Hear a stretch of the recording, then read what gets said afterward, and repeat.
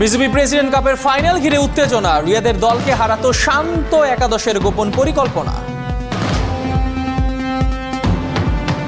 Fielding বলেন বা batting bowling সবাই সবার সেরাটা দিয়ে অনেক চেষ্টা করছে।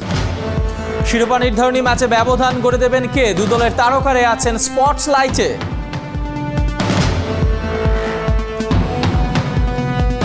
বিসিবির পরীক্ষামূলক টুর্নামেন্টে প্রতিদ্বন্দ্বিতার কমতি নাই, জমজমাট সিরিজ সেরার লড়াই।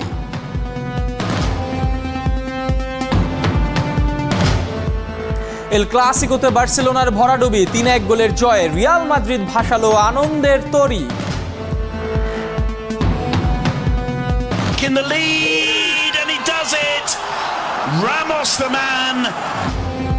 9 মাস বাদে অনুশীলনে জাতীয় ফুটবল দল নেপালের বিপক্ষে ম্যাচের জন্য বাড়িয়ে নিচ্ছে মনোবল। করোনা ভাইরাসের মধ্যে দিয়ে আমরা ফুটবলটাকে মাঠে আনবো। হার জিত তো পরের কথা, ইট ক্যান বি এনিথিং, জিততে পারি হারতেও পারি।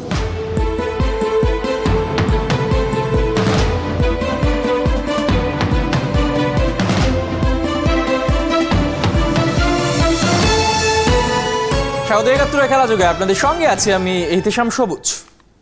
চ্যাম্পিয়ন হতে হলে মুশফিকুর রহিমকে থামাতেই হবে, তাকে নিয়ে গোপন পরিকল্পনাও আছে। ফাইনালের আগে জানিয়েছেন মাহমুদুল্লাহ একাদশের পেসার রুবেল হোসেন। ছেড়ে কথা বলছে না নাজমুল একাদশের পেসার তাসকিন আহমেদও। তিনি জানিয়েছেন চ্যাম্পিয়ন হতেই মাঠে নামবে তার দল। সুপার সানডেতে দুপুর 1:30টায় হোম অফ ক্রিকেটে বিসিবি প্রেসিডেন্ট কাপের ফাইনাল। শামসুল আরিফিনের রিপোর্ট।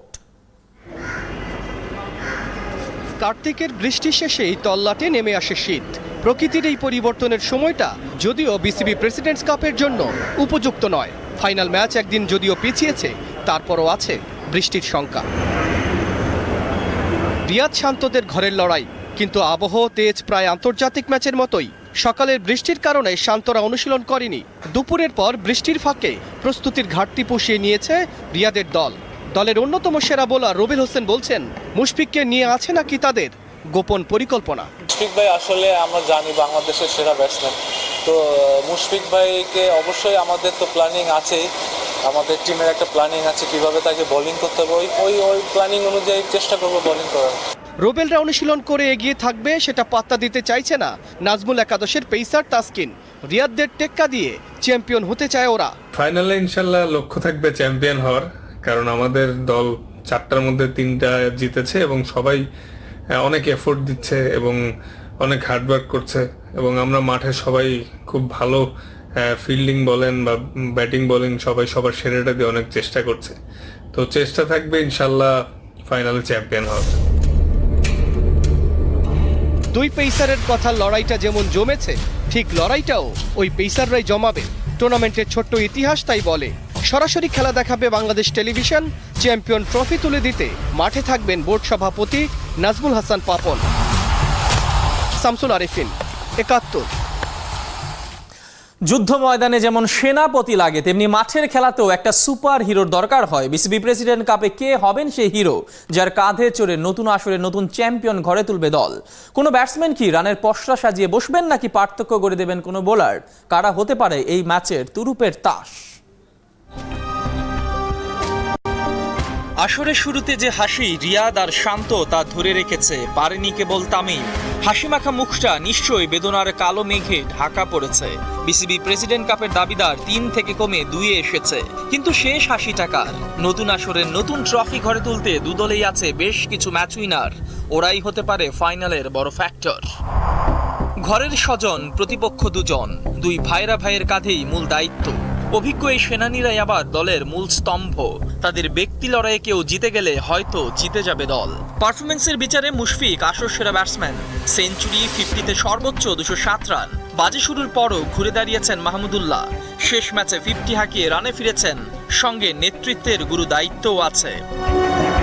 হাতে এতটাই মার আছে যে ওরা প্রতিপক্ষকে গুড়িয়ে দিতে পারে নিজেদের দিনে। তাই তাদের ঘিরে এখনো আশায় বুক বেঁধে থাকবে দুদলের অধিনায়ক। শান্ত একাদশের হয়ে সৌম্য যেমন ব্যর্থ, তেমনি রিয়াদের জন্য কিছু করতে পারেনি সাব্বির। 4 ম্যাচ মিলে 50 রান করতে পারেনি দুজনের একজন। হয়তো শেষ ভালোর অপেক্ষায় তাদের নিয়ে আরো একবার বাজি ধরবে অধিনায়করা। জাতীয় দলে কাঁধে কাঁধ রেখে লড়াই করা এই দুই পেসার এবার মুখোমুখি অবস্থানে। তাসকিন আর রুবেল আছেন দারুণ ফর্মে। দুদলই তাই আস্থা রাখতে চাইবে বোলিংয়ে। মাহমুদুল্লাহ একাদশের হয়ে খেলা রুবেল আসলে সেরা বোলারের একজন। একের পর এক ম্যাচ উইনিং পারফরমেন্সে তার ঝুলিতে দ্বিতীয় সর্বোচ্চ 10 উইকেট। শেষ ম্যাচে তাসকিনেরও ম্যাজিক্যাল স্পেল, 7 উইকেট শিকারী এই স্পিড স্টার তাই শান্তর ভরসার নাম। এরা কেউ একজন হয়তো ব্যবধানটা গড়ে দেবেন। সে যাই হোক, প্রেসিডেন্ট কাপের গ্র্যান্ড ফিনালেতে নিশ্চয়ই কেউ উজির বা নাজির নয়, রাজার মতোই লড়াই করবে, ফাইনালটা ফাইনালের মতোই উপহার দেবে। ইহতেশাম সবুজ, ৭১। কর্ণাগালে বিসিবির পরীক্ষামূলক সিরিজ, তবে মাঠে প্রতিদ্বন্দ্বিতার কমতি নেই মোটেও। জোর লড়াই সিরিজ সেরা হবার দৌড়ে। ব্যাটে রানের ফুলঝুরিতে এগিয়ে রয়েছেন মুশফিকুর রহিম, তবে বিদায় নিলেও আশা জাগিয়ে রেখেছেন সাইফুদ্দিন। ফাইনালের মঞ্চে জ্বলে উঠলে টুর্নামেন্টের সেরা খেলোয়াড়ের পুরস্কার জিততে পারেন রুবেল হোসেনও। রহমান পেয়ারের report. There he goes. And there's the streak of delight. Look at him all charged up. মাঠে কখনো নাগিন, What's happening there? Cuts it away, it's in the gap. কখনো বা dragon. Take a bow. There's the celebration. বাংলার বুকে অথবা ভিনদেশীদের ডেরায় শতভাগ খাঁটি খেলাটার প্রতি তার নিবেদন, হোক সেটা ইন্টারন্যাশনাল সার্কিট কিংবা লোকাল ক্রিকেট। নিষ্ঠার মূর্তি মুশফিকুর রহিম। বন্ধ দরজা বন্ধ জানালা খুলে বাংলার ক্রিকেটে প্রাণ ফিরিয়েছে বিসিবি। বুক ভরে শ্বাস নিয়ে মুশফিক জানিয়ে দিয়েছেন, লকডাউন নড়বড়ে করতে পারেনি তার মানসিক দৃঢ়তাকে। জং ধরেনি উইলোতে, একটাই সেঞ্চুরি দেখেছে বিসিবি প্রেসিডেন্টস কাপ, সেটার মালিক মুশফিক। কঠিন পরিস্থিতি, তীব্র চাপে তার ব্যাট চওড়া হয়ে ওঠে।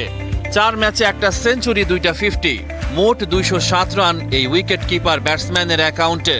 সিরিজ সেরা দৌড়ে সবার সামনে, এখন পর্যন্ত আসরের সেরা ব্যাটসম্যান। নাজমুল একাদশের অন্য 2 ব্যাটসম্যানও আছেন লড়াইয়ে। আফিফ হোসেন আর ইরফান শুক্কুরের জন্য মঞ্চ প্রস্তুত। প্রতিকূল পরিবেশও দমাতে পারেনি অলরাউন্ডার সাইফুদ্দিনকে। ফেনীতে নিজেই উইকেট তৈরি করে নিজেকে প্রস্তুত করেছিলেন। বিফলে যায়নি তার এমন চেষ্টা। অধ্যাবসায় আর একাগ্রতায় প্রেসিডেন্টস কাপের গ্রুপ পর্বের সেরা বোলার। তামিমের দলকে ফাইনালে উঠাতে না পারলেও হেড কোচ আর নির্বাচকদের মন জয় করেছেন সাইফ। আছেন টুর্নামেন্টের সেরা খেলোয়াড় হওয়ার দৌড়ে। ফাইনালে 3 উইকেট নিলেই সাইফুদ্দিনকে টপকে যাবেন রুবেল হোসেন। আসরের সেরা বোলারের পুরস্কারটা জেতার সম্ভাবনা আছে এই পেসারের। মুশফিক, সাইফ নাকি রুবেল, সিরিজের সেরা খেলোয়াড়ের পুরস্কারটা উঠবে কার হাতে? নাকি সব হিসেব পাল্টে শেষ হাসি হাসবেন অন্য কেউ? রহমান পেয়ার, ৭১। এল ক্লাসিকো নামের ওই যুদ্ধে জয় হয়েছে রিয়াল মাদ্রিদের। ঘরে মাঠে বার্সেলোনাকে হারিয়েছে 3-1 গোলে। ক্লাসিক শুরুর পর প্রথমার্ধের লড়াইটা ছিল সমানে সমান, কিন্তু দ্বিতীয়ার্ধে কাতালানদের নিয়ে ছেলে খেলা করেছে গ্যালাকটিকোরা। সর্বশেষ 5 বছরের হিসাব দেখলে নেপালের বিপক্ষে বরাবরই হেরেছে বাংলাদেশ জাতীয় ফুটবল দল। তাহলে কেন ফিফা ফ্রেন্ডলির জন্য নেপালকেই বেছে নিয়েছে বাফুফে? ফেডারেশন সভাপতি কাজী সালাউদ্দিন বলছেন, হার জিত থেকে জাতীয় দলের ফুটবলারদের মাঝে মাঠে নামানোই এখন মূল লক্ষ্য। টানা 9 মাস বাদে একসাথে অনুশীলনে নেমে ফুটবলাররাও বলছেন ঠিক একই কথা। উপল নন্দী জানাচ্ছেন তারই বিস্তারিত।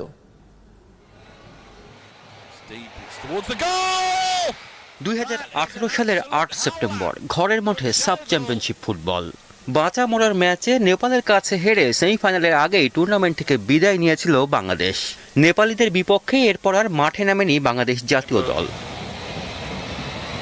1983 সালের 22 সেপ্টেম্বর মারদেকা কাপে সেই প্রথম নেপালিদের বিপক্ষে বাংলাদেশের ফুটবলারদের মাঠে নামা। পরিসংখ্যান বলছে শুরুর ম্যাচের মতোই ওদের বিপক্ষে জেতাটা একসময় অভ্যাসে পরিণত করেছিল বাংলার ফুটবলাররা। তবে ছন্দপতন গত 9 বছরে। 2 দলের সর্বশেষ 5 ম্যাচে বাংলাদেশের জয় এসেছে একটা, 3টা হারের সাথে একটা ড্র। জানুয়ারিতে বঙ্গবন্ধু গোল্ড কাপের পর কেটে গেছে অনেক সময়। জাতীয় দল একাট্টা হয়ে মাঠে নামলো প্রায় 9 মাস বাদে। কেউ কেউ বলছেন, ফিটনেসটা যখন নড়বড়ে তখন কেন নেপালকে ডাকা? ন্যাশনাল টিম দিয়ে করোনা ভাইরাসের মধ্যে দিয়ে আমরা ফুটবলটাকে মাঠে আনবো।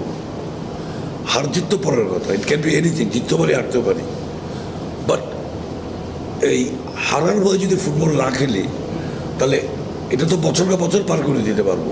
বাফুফে সভাপতির কথাতে যুক্তি আছে, ফুটবলারদের মনে জমে আছে নেপালকে হারানোর আত্মবিশ্বাস। অনুশীলনের শুরুর দিনে ফিটনেস নিয়ে পরীক্ষা নিরীক্ষা, কুপার টেস্টে সবাই সুবিধা করতে পারেনি, অপেক্ষায় আছে সময়ের সাথে সাথে ফিটনেসটা পুরোপুরি ফিরে পাবার। আমরা লাস্ট ওদের কাছে 2টা ম্যাচ হেরেছিলাম, তো আমাদের টার্গেট আমরা এটা রিভেঞ্জ নিব আমাদের মাটিতে। তো চেষ্টা করবো আমরা ম্যাচগুলো জেতার, আমাদের সব প্লেয়ারদের একটা কমিটমেন্ট আছে, আমরা সামনে যতগুলো ম্যাচ হবে ভালো পারফর্ম করব। আমরা যখন এশিয়ান গেমসে গেছিলাম আমরা কি ভাবতে পারছিলাম যে আমরা কাতারকে হারাইতে পারবো? অবশ্যই না, কারণ কাতারের যে র্যাঙ্কিংটা আমরা তাদের থেকে অনেক পিছনে। সো কোনো কিছু অসম্ভব নয়, আমরা চেষ্টা করব আমাদের বেস্টটা দেওয়া। আত্মবিশ্বাসের পারদটা মুখে মুখে যতই চড়ুক না কেন, আসল লড়াইটা হবে মাঠে, যেখানে সাম্প্রতিক পারফরমেন্সে বাংলাদেশের থেকে কিছুটা হলেও এগিয়ে আছে নেপালিরা। উপল নন্দী, ৭১, ঢাকা।